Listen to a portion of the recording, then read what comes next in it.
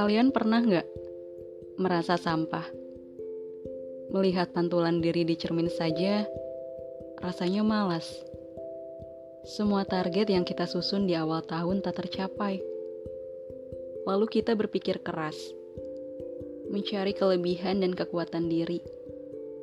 Tapi tak kunjung ketemu. Mungkin semuanya sudah menguap. Atau memang tak pernah ada.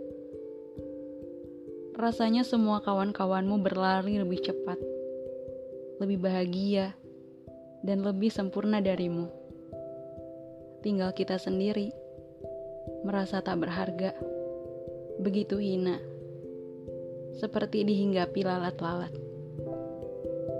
Saat merasa sampah, satu hal yang harus kita sadari, ada garis tipis yang membatasi antara menjadi sampah atau berlian.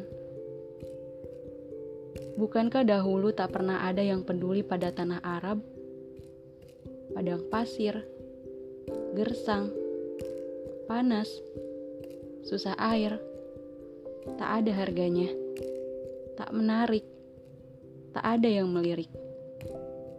Hingga pada Maret 1938, Amerika menemukan tambang minyak yang kini menjadi tambang terbesar di dunia. Membuat negara Arab maju pesat. Kaya raya bukan main. Bukankah dahulu tak pernah ada yang peduli pada tanah Papua? Hutan lebat belantara, berisi manusia purba yang hidup tanpa baju, begitu terbelakang dan miskin. Hingga pada 1936, Belanda menemukan tambang emas di sana. Diperebutkan dan menjadi incaran banyak negara hingga hari ini. Siapa sangka di kedalaman hutan belantara Papua, Freeport mampu mengeruk gelimang emas bernilai puluhan triliun rupiah tiap tahun. Atau bagaimana manusia yang dengan bodohnya memandang Al-Quran, keberadaannya sering dilupakan, disepelekan, atau bahkan direndahkan. Padahal dahulu, hanya dari satu ayatnya saja, Al-Quran mampu menghasilkan teknologi yang tak ternilai manfaatnya untuk umat manusia. Al-Khwarizmi, temukan Al-Jabar dari surat An-Nisa ayat 11-12. Ia menjawab keresahan umat dalam menghitung waris dan yang amat rumit pada zamannya. Al-Jabar berkembang menjadi beragam teknologi, mulai dari komputer hingga pesawat tempur yang mampu membelah langit. Hanya dari satu ayatnya saja, Al-Quran yang sering dianggap tak berharga, menjelma menjadi cahaya yang memudahkan hidup manusia. Bagaimana dengan ribuan ayat lainnya?